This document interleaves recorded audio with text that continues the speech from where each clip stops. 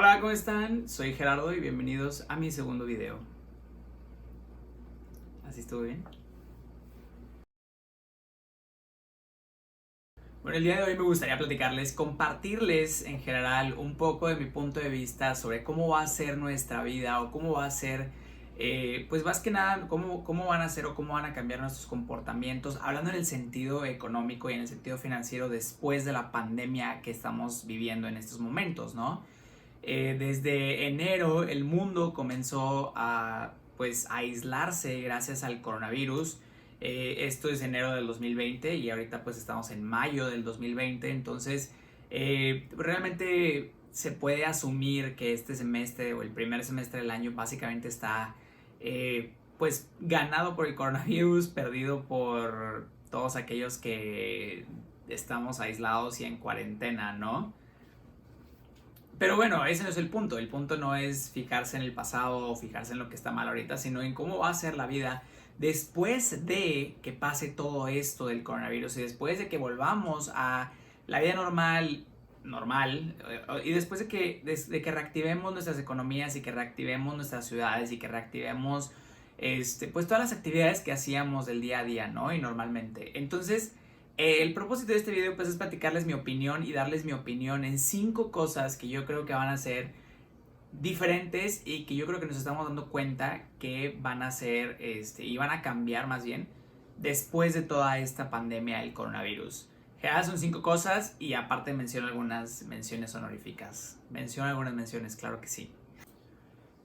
Bueno, la primera cosa que yo creo que va a ser un poco diferente, y digo un poco porque ya es algo que utilizamos, es algo que utilizábamos antes de la pandemia, algo que utilizábamos antes de la cuarentena, pero que realmente esta cuarentena nos hizo acentuar, o sea, aumentar, agregarle más al uso y a la costumbre, a volver costumbre este tipo de servicios. ¿Y a qué me refiero? Me refiero pues a todas las aplicaciones móviles y a todas las plataformas móviles que surgieron. En general, yo creo que muchos de nosotros ya estábamos acostumbrados y ya nos gustaba muchísimo utilizar servicios como Uber o Uber Eats. Pero en general, ahora con esta pandemia, realmente nos hemos dado cuenta que muchísimos servicios pueden ser trasladados a plataformas y trasladados a servicios digitales, ¿no? No solamente el servicio del transporte como lo era Uber, sino también el servicio de comidas como lo es Uber Eats, el servicio del súper, el servicio de los favores, entre muchísimas otras cosas que pueden llegar a ser trasladadas a aplicaciones y plataformas digitales y que realmente todavía no lo han sido. ¿A qué me refiero? Me refiero al movimiento en el término grande o el término que muchas veces se escucha y que yo creo que esto es lo que más lo materializa, es escuchar de la economía digital. En sí, darnos cuenta de que podemos hacer muchísimas cosas a través de varios toques en el celular o a través de varios clics en la computadora, realmente abrió las posibilidades a muchísimas cosas. O sea, estas plataformas y estas aplicaciones no solamente nos generan valor a nosotros al momento de facilitarnos algún proceso o facilitarnos alguna tarea que tengamos que hacer, sino también le generan empleo a alguien que va a estar trabajando en esas aplicaciones, le genera empleo y genera producción para todos esos negocios, e incluso pudiera llegar a existir. Yo la verdad no dudo que en el futuro muy cercano, o sea en los próximos meses después de la pandemia, podamos llegar a tener restaurantes que funcionen 100% digitales, que un emprendedor o un empresario o una empresaria o una emprendedora quiera abrir un restaurante o quiera comenzar su propio negocio y que solamente funcione a través de plataformas. La verdad lo veo súper viable, lo veo como una idea millonaria. Ya es mía, no me la roben, y si me la van a robar, pues de nada, ¿no? La segunda cosa de la que yo creo que nos dimos cuenta todos es del trabajo y la educación remotos. Muchos de nosotros teníamos muy estigmatizados cómo iba a ser o cómo sería aprender o trabajar desde casa literalmente.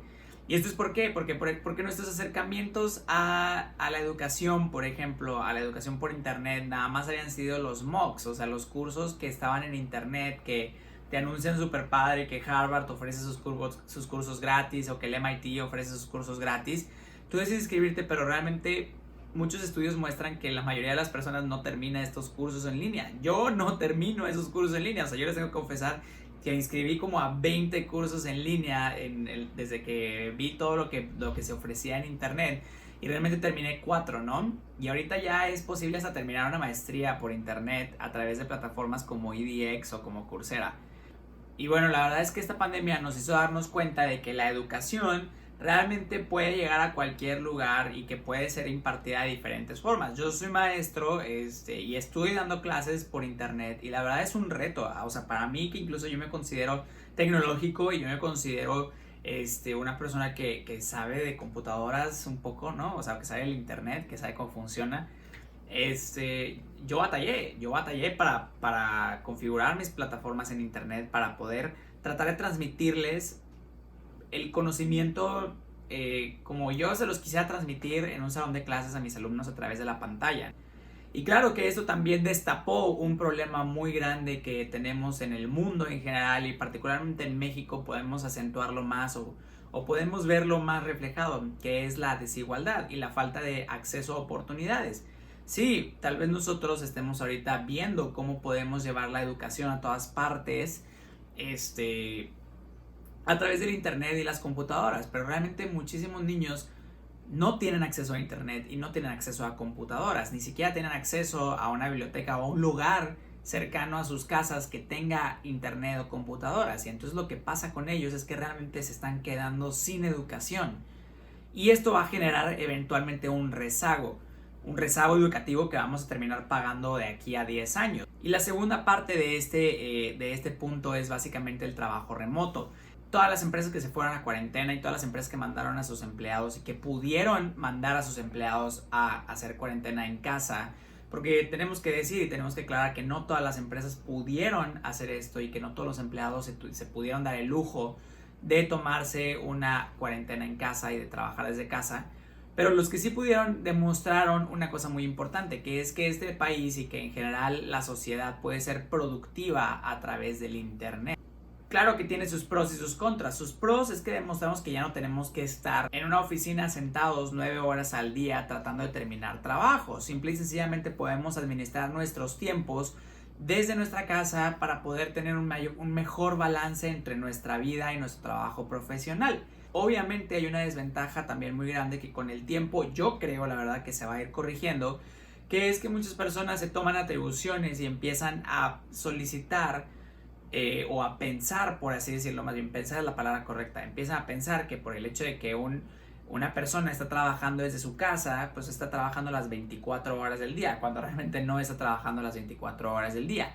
Y por el hecho de que alguien pueda estar trabajando a la 1 de la mañana o a las 2 de la mañana, no quiere decir que todo su equipo de trabajo también va a estar trabajando a la 1 o a las 2 de la mañana. Pero eventualmente yo considero que estas fallas se van a corregir con la comunicación que también tenemos en internet. Las juntas ya también pueden ser a través de plataformas electrónicas, pueden ser a través de correos y ya demostramos que no es necesario estar ahí presentes. Claro que estar ahí presentes siempre ayuda y siempre es mejor porque sientes un mejor ambiente de trabajo y sigue siendo al final del día un equipo. Entonces obviamente un equipo que no se ve cara a cara pues tampoco funciona de la mejor manera.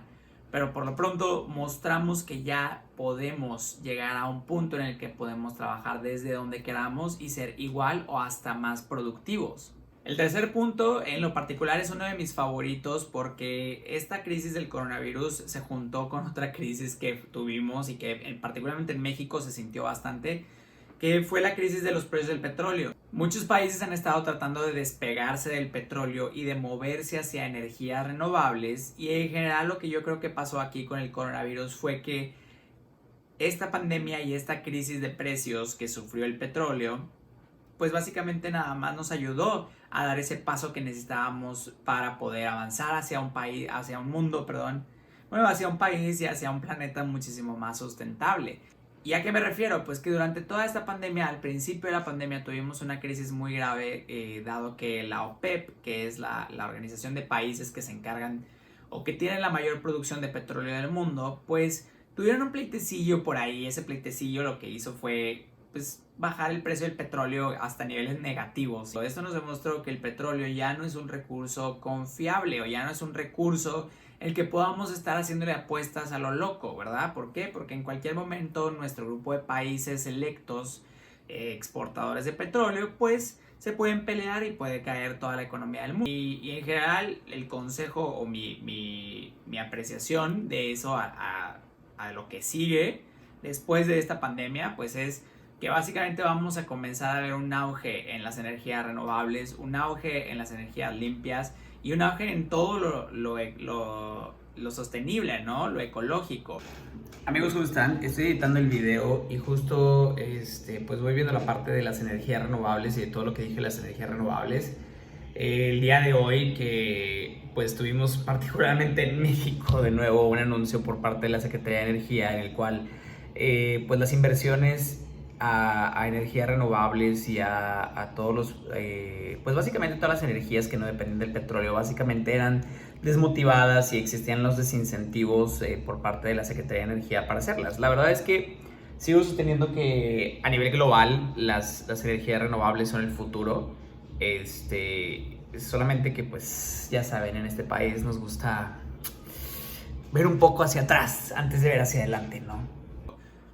Incluso yo considero que son oportunidades de negocio para todos aquellos que tengan ideas de negocio relacionadas con productos sustentables. Realmente es algo que la gente está tomando conciencia y que muchísimas personas prefieren empezar a adquirir hábitos más sostenibles para poder pues contribuir desde sus trincheras, ¿no? Desde cada uno de sus lugares, contribuir a esta lucha que como planeta tenemos. En cuarto lugar, me gustaría mencionar a todas las empresas y todos los negocios pequeños que se dieron cuenta que podíamos hacerlos electrónicos. Entonces, por ejemplo, incluso yo les tengo que decir que yo pedí muchísimas veces, y todavía lo hago durante esta cuarentena, a mis tacos favoritos los pedía por Facebook. El dueño del puesto de tacos realmente no tiene el dinero para invertir en una plataforma bastante avanzada. No tiene la capacidad productiva para poderse meter todavía a una aplicación como Uber Eats o Rappi o Didi Food. Entonces él lo que hizo fue crear su propia página de Facebook que administra desde su celular y desde ahí dijo, ¿saben qué? Voy a estar haciendo mis tacos igual que siempre, solamente que ahorita nada más recibo órdenes por internet y pasen a recoger para llevar. Ah, perfecto. Oye, no me creerás, tenía lleno de carros, tenía una fila de carros en donde literal ibas pasando, dabas tu número de orden y dices tú, wow, pues oye, qué buena onda, ¿no? Y entonces a esto me refiero con el comercio electrónico. El internet le ha dado a las personas poder, o sea, realmente un poder de consumo y un poder como consumidores que antes no tenían. Antes, si esta crisis hubiera pasado hace 45 años o hace 50 años, muy probablemente muchísimos negocios más de los que van a pasar ahorita, muchísimos negocios hubieran quebrado. Como consumidores nos da el poder de decidir y de ver todas las opciones que tenemos, aún estemos en donde estemos.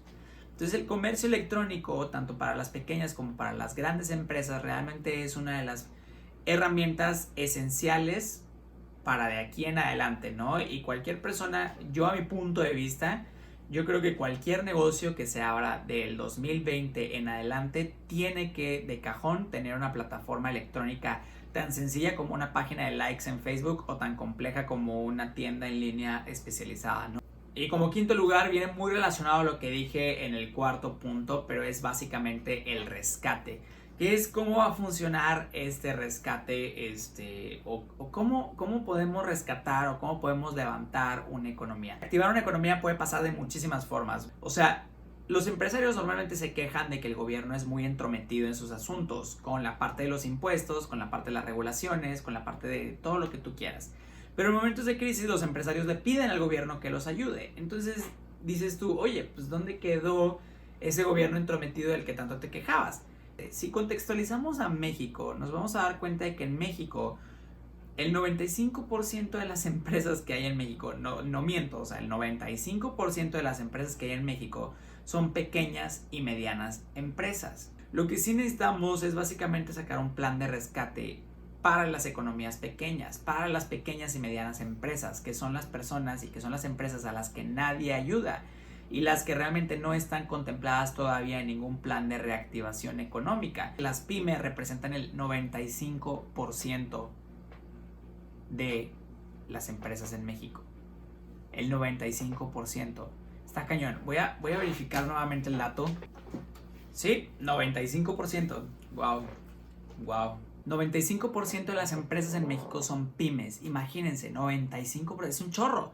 O sea, un chorro. Además que las pymes generan el 52% del Producto Interno Bruto, que contrario a lo que muchos quieran decir, pues realmente es la medida que tenemos para saber qué tanto crece o no crece un país. Y además que las pymes generan el 72% del empleo formal. O sea, estas pymes, además de representar el 95% de todas las empresas, generan la mitad de lo que hacemos en México y contratan el 70% de las personas que hay en México. Y no solo las contratan de manera formal, que quiere decir que tienen seguro social, tienen prestaciones de ley. Entonces no es barato tener una pyme, claramente no lo es necesario.